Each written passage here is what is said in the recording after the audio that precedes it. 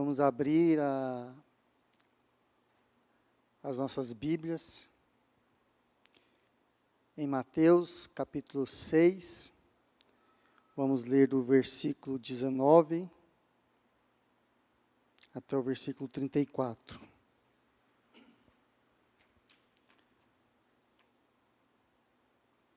Não acumuleis para vós outros tesouros sobre a terra, onde a traça e a ferrugem corrói, e onde ladrões escavam e roubam. Mas ajuntai para vós outros tesouros no céu, onde a traça nem ferrugem corrói, e onde ladrões não escavam nem roubam. Porque onde está o teu tesouro, aí estará também o teu coração. São os olhos a lâmpada do corpo. Se os teus olhos forem bons, todo o teu corpo será luminoso.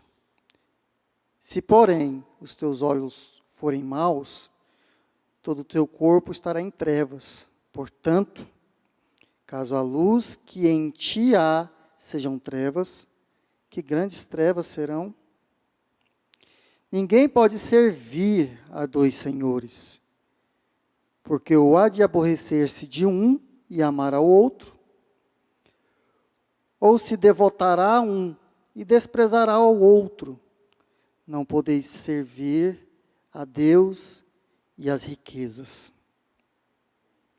Por isso vos digo, não andeis ansiosos pela vossa vida, quanto ao que haveis de comer ou beber, nem pelo vosso corpo, quanto ao que haveis de vestir.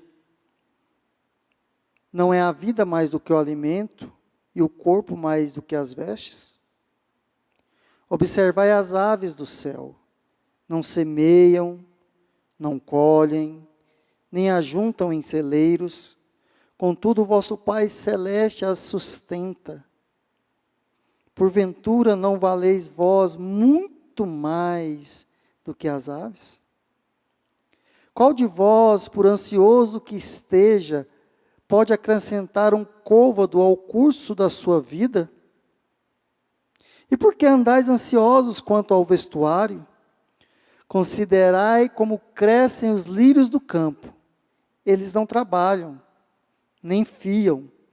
Eu, contudo, vos afirmo que nem Salomão, em toda a sua glória, se vestiu como qualquer deles. Ora, se Deus veste assim a erva do campo, que hoje existe e amanhã é lançada no forno, quanto mais a vós outros, homens de pequena fé? Portanto, não vos inquieteis, dizendo, que comeremos, que beberemos, ou que vestiremos? Porque os gentios é que procuram todas essas coisas.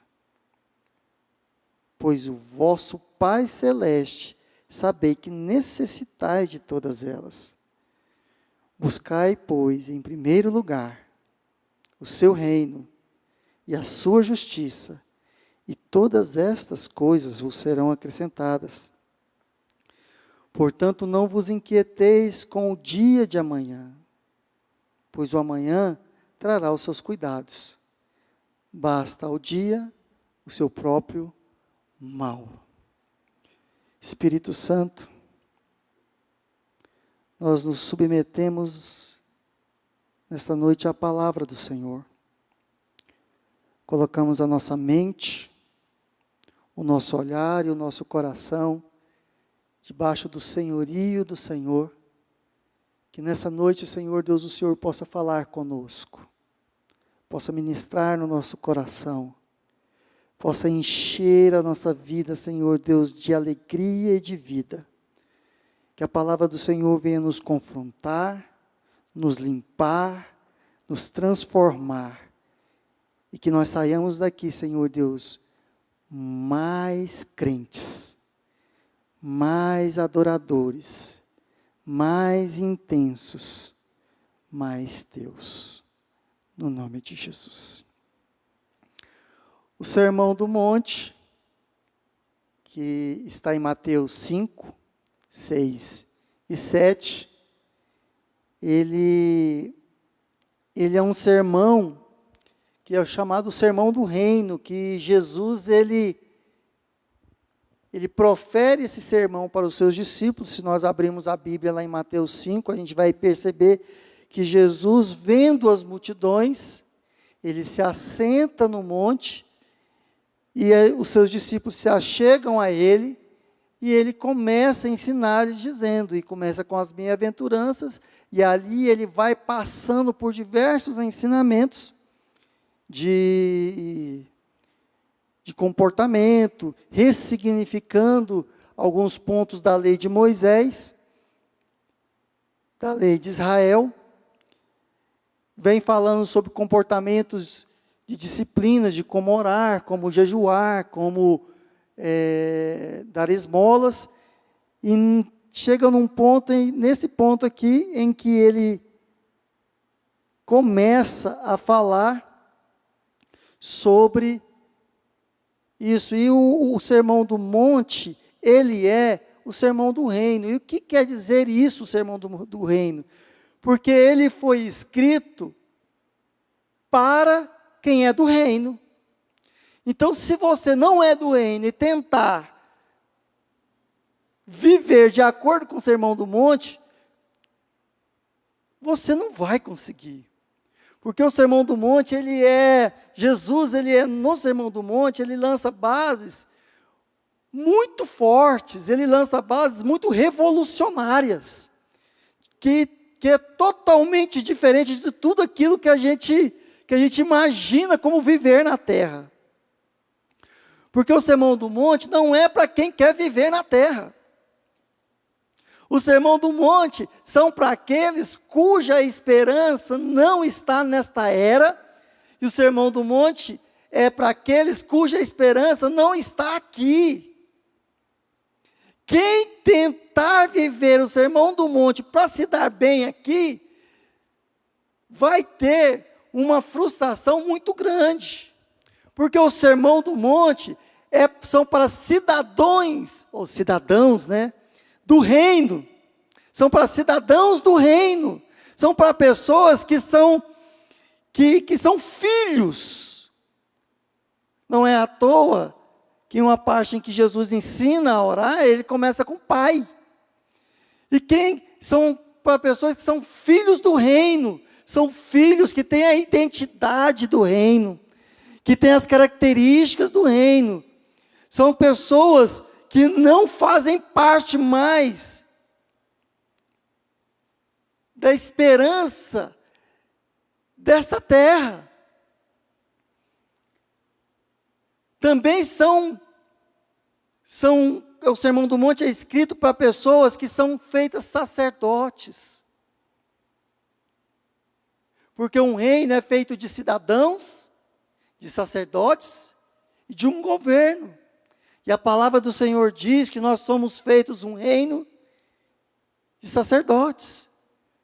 Sacerdotes e reis. Então o Sermão do Monte é para isso. E aí Jesus começa a ensinar. E aí no meio do ensinamento ele vira para os discípulos e fala: não acumuleis tesouros na terra, onde a traça e a ferrugem corrói. E ele começa a ensinar várias coisas. E você vai percebendo que em alguns momentos Jesus fala assim para os discípulos: não façam assim, porque assim são os gentios que fazem. Vocês não vão fazer assim. É os gentios que correm atrás dessas coisas. São os gentios que se preocupam com essas coisas. São os pagãos que dão valor a essas coisas. Vocês dão valor ao contrário dessas coisas. O valor que vocês vão prestar é o contrário do valor que os gentios prestam. Aquilo que vocês têm como anseio é totalmente ao contrário daquilo que os gentios ou os pagãos procuram. E hoje, nós, como cristãos, nós estamos meio que fragmentados. Nós estamos meio que divididos, nós estamos meio que partidos, porque nós como cristãos, nós amamos o Senhor. Nós como cristãos, e não só nós aqui, mas a gente percebe que aqui neste momento aqui, em que Jesus profere esse discurso, também havia essa forma de cristãos, de pessoas que amam o Senhor. Então, por isso que ele fala para os discípulos deles. Porque nós amamos o Senhor. Mas também nós queremos viver como o mundo vive. Nós amamos o Senhor, mas nós também queremos ser bem-sucedidos. Nós amamos o Senhor, mas a gente quer acumular uma poupança. Nós amamos o Senhor, mas nós queremos ser reconhecidos quando oramos. Nós queremos ser reconhecidos quando servimos a Deus. Nós amamos o Senhor, mas nós amamos a riqueza. Nós amamos o Senhor, mas parece que esse mundo tem demandas sobre nós, que nós queremos cumprir essas demandas. E à medida em que nós queremos cumprir essas demandas, nós nos desgastamos. Por quê? Porque aqui ele diz o seguinte, queridos, ninguém é algo assim. Na Bíblia tem duas palavras que é assim, quando Jesus fala essas duas palavras, a gente tem que interpretar essas duas palavras. A primeira palavra é todos. Quando Jesus fala todos, ele quer dizer todos. Ele quer dizer todo mundo, que é feito de carne e osso e tem um sangue vermelho. Mas quando Jesus fala ninguém, ele quer dizer ninguém. Ele quer dizer que ninguém, ou seja, nenhum ser humano, seja ele africano, brasileiro, polonês, crente, espírita, católico, de qualquer religião, budista, ninguém pode servir a dois senhores. Por quê? Porque são antagonistas entre si. Se eu tentar servir um aqui, eu vou aborrecer o outro. E se eu tentar servir o outro aqui, eu vou aborrecer. Por quê? Porque eles são antagonistas. E nós, como cristãos, tentamos servir a dois senhores. Muitas vezes em nossas vidas. Nós tentamos servir a Deus no domingo e a Mamon na segunda-feira. Eu não vou me deter muito no que é Mamon. Se você quiser saber o que é Mamon, vê a pregação de hoje de manhã, que a irmã Corália falou direitinho o que é Mamon. Então, você assiste hoje de manhã, você vai saber exatamente o que é o dinheiro. Ela fala tudinho. Então, você pode... Mas nós tentamos servir, nós queremos acumular, nós queremos ser bem-sucedidos, nós queremos ter uma família respeitável, nós queremos colocar os nossos filhos nas melhores escolas, nós queremos ter reconhecimento, nós queremos bater as metas, nós queremos fazer 7 em 1, nós queremos ganhar 7 dígitos, e nós queremos servir a Deus. E Jesus vira para nós e fala assim, é incompatível. É incompatível.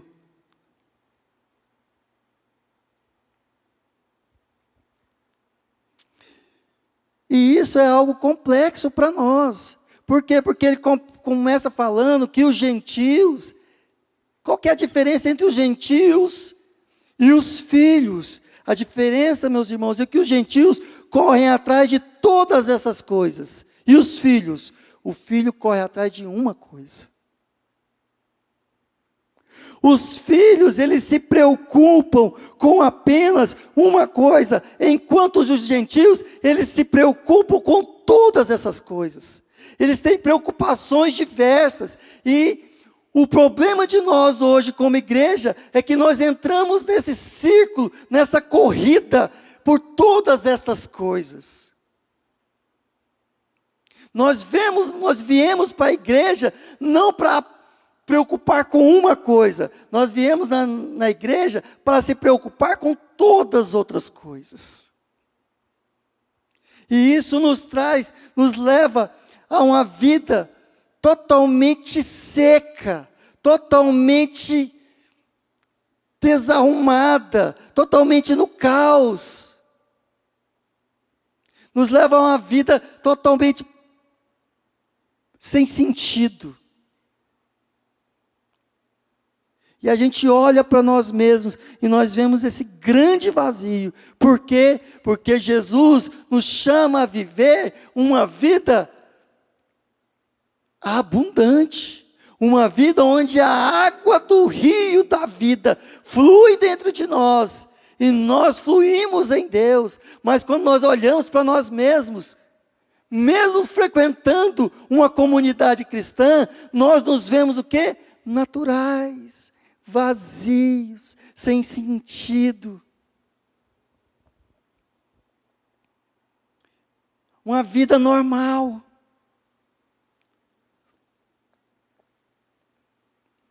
Uma vida onde a tônica é ser morno.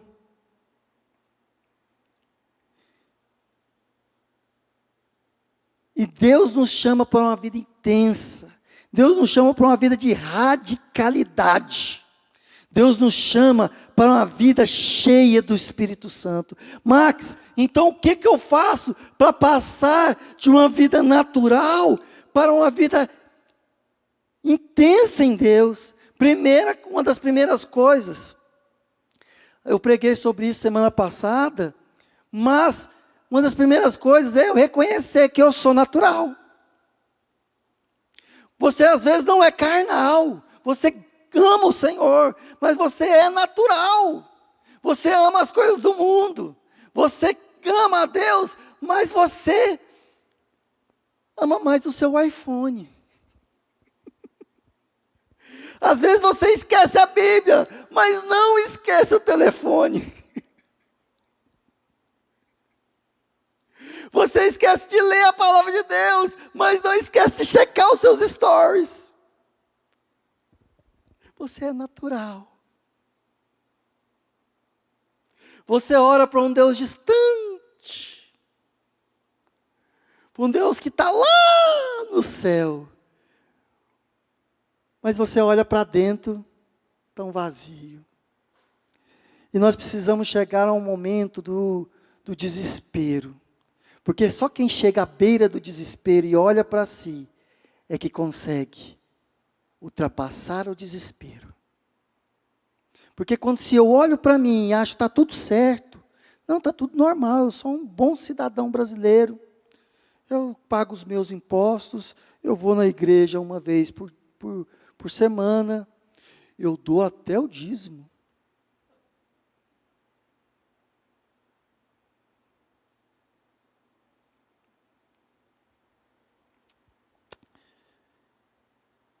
E é um problema, queridos, é muito sério isso. Porque nós estamos ao mesmo tempo cheios e ao mesmo tempo vazios. Nós estamos cheios de informação, cheios de ideias, cheios de realizações, cheios de feitos, cheios de conquistas, cheios de coisas, mas ao mesmo tempo nós estamos vazios. Nós estamos cheios, porque nós estamos cheios de ocupações, nós nos ocupamos. E aí nós estamos numa sociedade que premia isso, né? Você faz isso, você faz aquilo outro, você conquista, você tem, Então a sociedade nos leva a ser uma pessoa cheia de ocupações, ser ativos, ser proativos. Nós precisamos estar assim, sempre estar com um projeto. Nós precisamos ter 1, 2, 3, 4, 10 projetos e fazer tudo aos mesmos tempos. E ao mesmo tempo nós também temos não só as ocupações, mas nós temos as preocupações. As preocupações, elas, né, e aí muitas vezes a gente valoriza aquela pessoa preocupada, né? Nossa, aquele irmão ali, ele preocupado, né? Ele chega, ele é aquele cara que está preocupado com tudo. E as preocupações são cis da nossa vida, né? São cis. E se amanhã eu perder o meu emprego? E se amanhã eu não tiver o que comer? E se eu não passar no vestibular? E se eu não comprar aquela casa? E se meu filho não tiver o que vestir? E se? E se? E se? E os sis, eles nos consomem. Eles nos tornam ansiosos. Eles nos tornam preocupados. Eu me ocupo antecipadamente com aquilo que eu nem sei se vai acontecer. Enquanto as ocupações me tornam uma pessoa importante, as preocupações me tornam uma pessoa responsável. Então, aos olhos do mundo, eu sou importante e eu sou responsável. Porque eu me ocupo demais e eu me preocupo demais. A grande questão, querido, é que nós ficamos cheios de ocupações e nós ficamos cheios de preocupações, mas ao mesmo tempo nós nos sentimos não realizados. Parece que as ocupações e as preocupações não trazem aquilo que nós chamamos de felicidade. Não trazem aquilo que não nos preenche, não nos realiza, não nos deixa realizados, porque a ocupação é diferente de ser realizado. Eu posso fazer e chegar na minha casa no final do dia e sentir falta, sentir que está faltando algo, sentir que eu ainda parece que está faltando. Sabe aquela pessoa que vira para você assim, nossa, mas o dia podia ter mais de 24 horas. Ah, então Deus errou, né, mano? Deus fez só 24 horas, acho que ele teve um erro de cálculo aí. Acho que Deus, ele podia ter feito o dia de 36 horas, não, de 48, porque antes passar do que faltar, né? Então, acho que Deus, ele não calculou direito. Porque para mim, se eu fosse Deus, eu fazia o dia de 48 horas, para dar tempo de eu fazer tudo que eu preciso fazer. Porque eu chego em casa, eu ainda quero trabalhar, parece que eu ainda não realizei aquilo que eu tinha que realizar. Eu não bati minha meta. Rapaz, eu conheço uma pessoa, ela trabalha no banco. E hoje em dia, meu irmão, banco é um negócio bom de trabalhar demais da conta.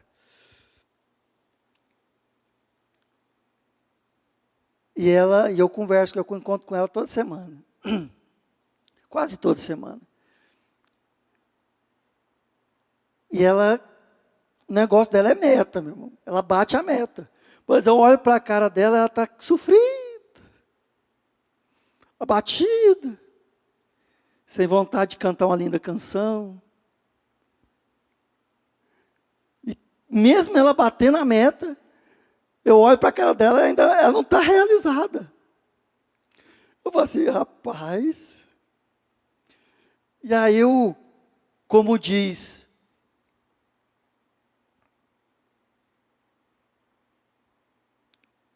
aquela sábia, quando você bate a meta, aí você dobra a meta.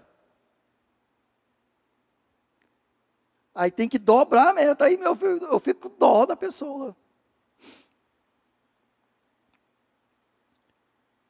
E essa questão de nós estarmos cheios e não realizados, ela gera em nós expectativas não não atendidas, tanto expectativas nossas, quanto expectativas alheias. Então nós queremos que as nossas expectativas, porque é o seguinte, Rafael, quando eu passar na faculdade eu vou estar realizado. Aí vem a residência. Não, mas aí eu vou passar no exame da OAB. Aí quando eu vou passar no exame da OAB, eu vou ser um advogado.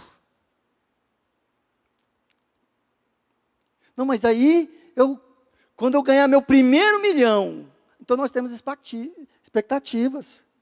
Não, quando a minha empresa alcançar 6 dígitos de faturamento,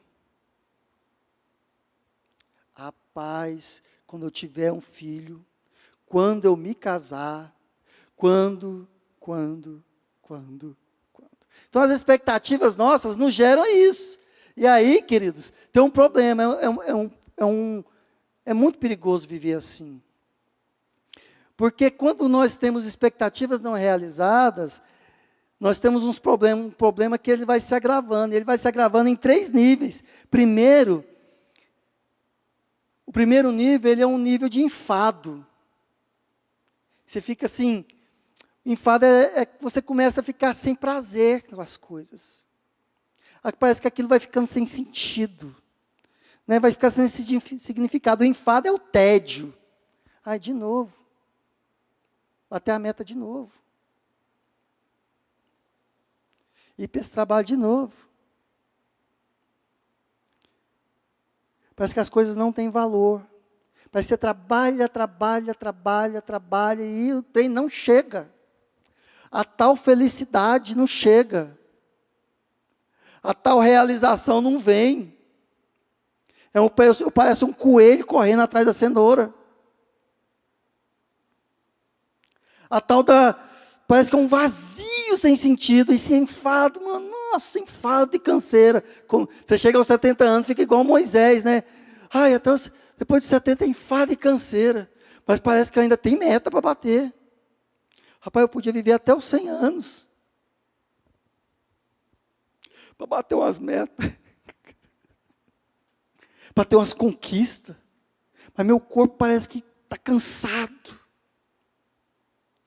Um outro nível, depois do enfado, é o ressentimento. Você fica ressentido, porque como você não... As suas expectativas não são supridas, você começa a culpar as pessoas. Não, esse filho ingrato aí, eu faço tudo para ele. Eu trabalho até não querer mais para dar tudo que ele precisa e ele não me dá valor. Essa mulher, meu irmão, essa mulher não dá valor.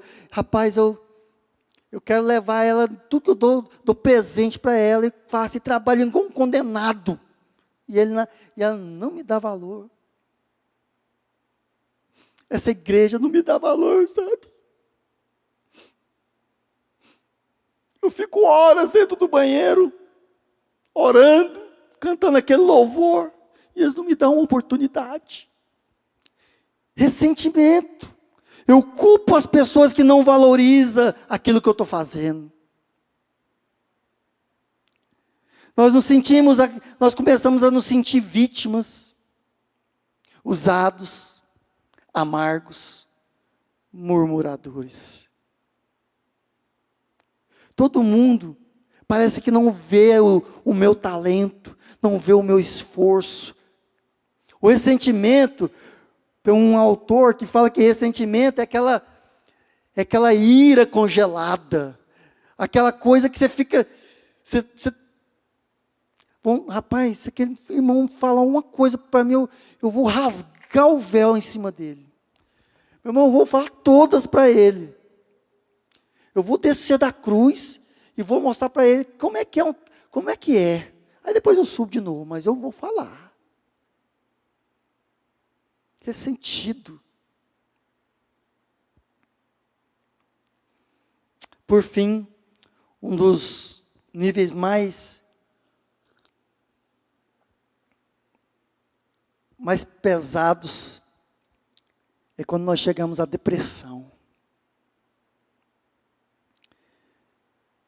É um nível mais grave. É quando nós perdemos o sentido de viver. Que parece que a ira que nós sentimos contra o outro, nós começamos a sentir contra nós mesmos. E começamos a pensar que talvez o mundo seria melhor sem mim. Porque eu não tenho valor mesmo. Parece que tudo que eu faço não tem sentido. E nós começamos a ter pensamentos suicidas. Pensamentos de que não vale a pena viver. Tudo isso porque nós somos cheios e ao mesmo tempo vazios. Isso nos traz um senso de não pertencimento. E começamos a ficar solitários. A ficar talvez cheios de amigos e sozinhos. Perto de pessoas e sozinhos.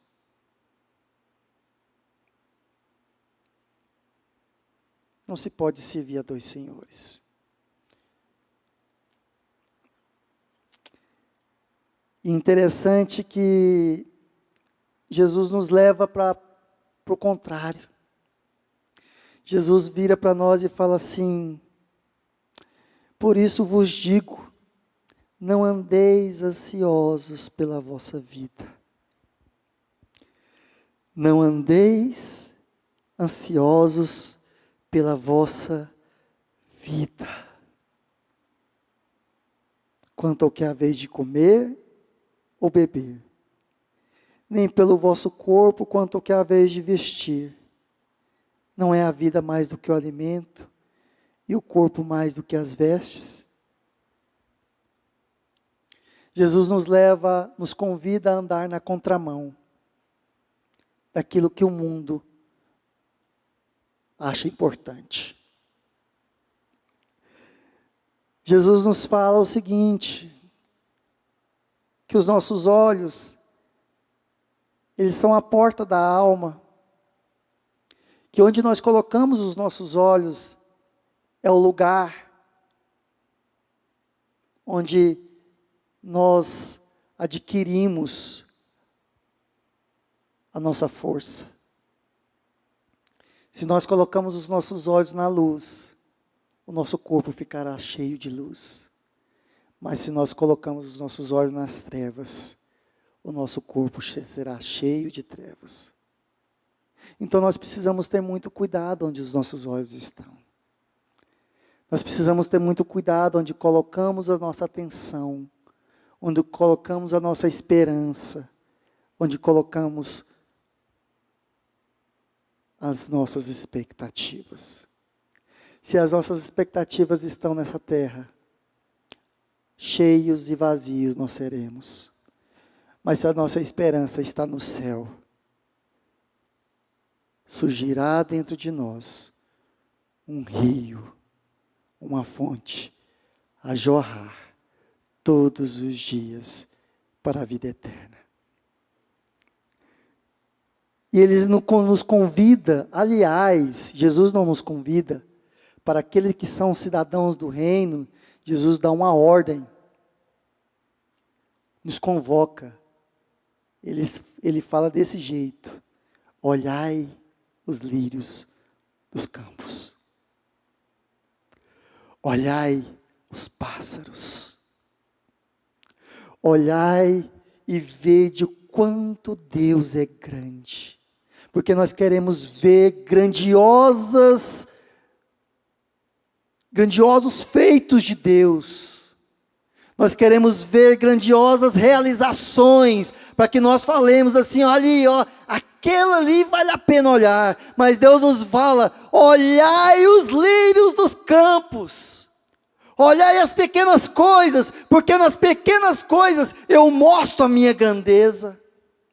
Os lírios dos campos, eles não tecem, eles não fiam, mas eu os visto todos os dias.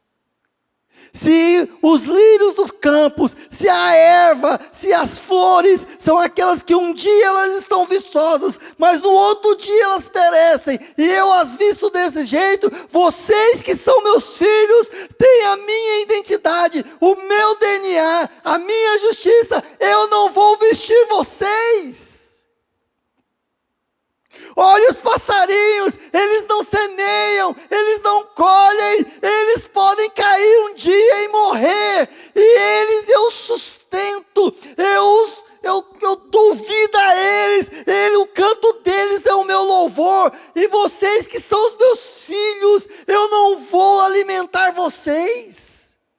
Olhai, porque eu sou o mesmo Deus, eu sou o Deus grande, eu sou o Deus misericordioso, eu sou o Deus que dá vida, eu sou o Deus que cura, eu sou o Deus que liberta, eu sou o Deus que criou os céus e a terra, eu sou grande, e vocês são meus filhos, vocês têm a minha identidade.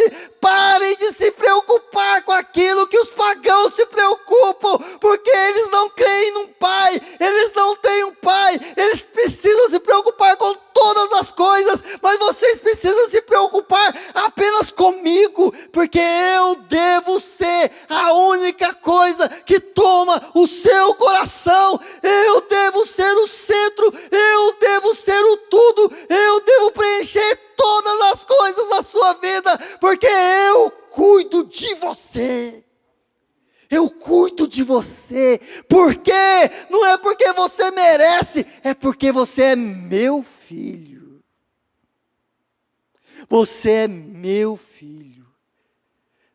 Você tem a minha identidade. Você tem o meu DNA. Você tem a minha justiça. Eu te comprei com o meu sangue. Eu não vou cuidar de você?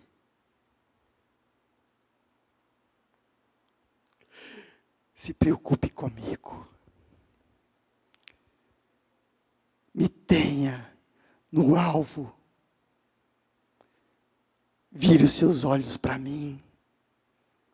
Seja eu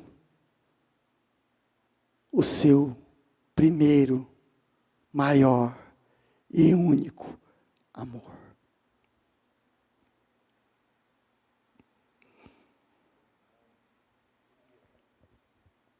Buscai o reino. Buscai o reino. Desejai o reino. Fazeis projetos para que cada dia o seu coração seja mergulhado pelo reino. Ame o reino. Assim como você tem projetos e metas para conseguir coisas e realizações na sua vida, transforme essas metas e realizações de como você se entregará mais e mais para o reino.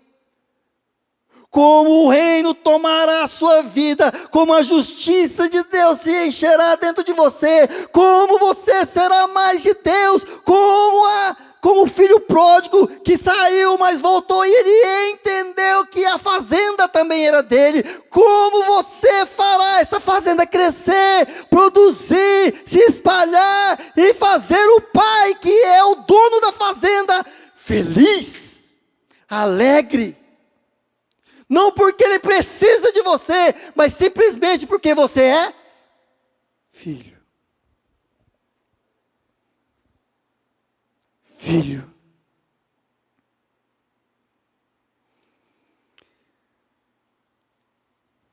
Buscai, pois, em primeiro lugar, o seu reino e a sua justiça.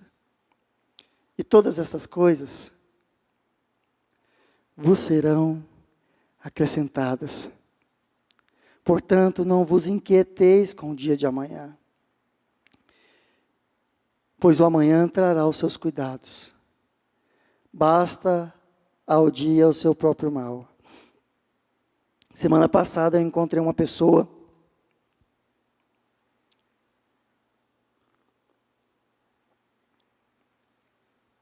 que eu amo muito. E já fazia 1 ano e meio que eu não via essa pessoa e E aí, hoje em dia, quando a gente encontra com as pessoas, a nossa conversa é assim, e aí, mano? Difícil, hein, mano? Essa pandemia. Nossa. E tal. E aí a pessoa conta que um amigo dela morreu, que o outro amigo morreu, que não sei o quê. Aí você vai ficando murcho, assim.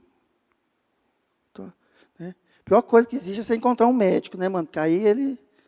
Você encontra um médico e vai falar assim, não, porque eu estou lá não sei aonde, tal, não, porque aí tal, tem cloroquina, e aí você vai ficando meio triste, meio desmotivado.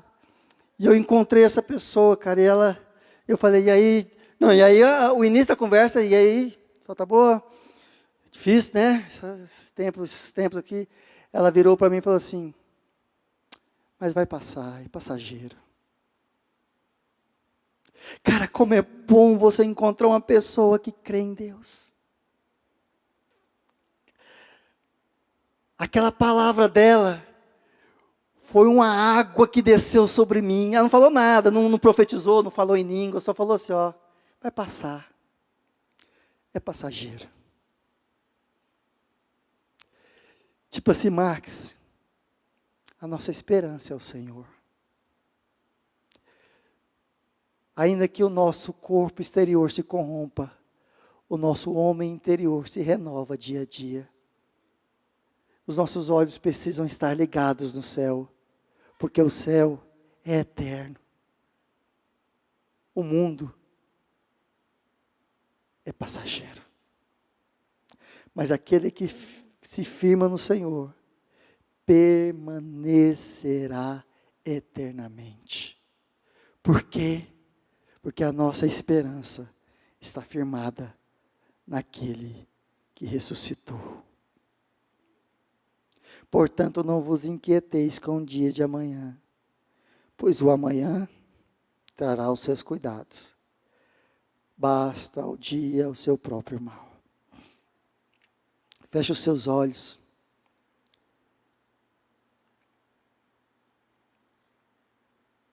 Que nessa noite você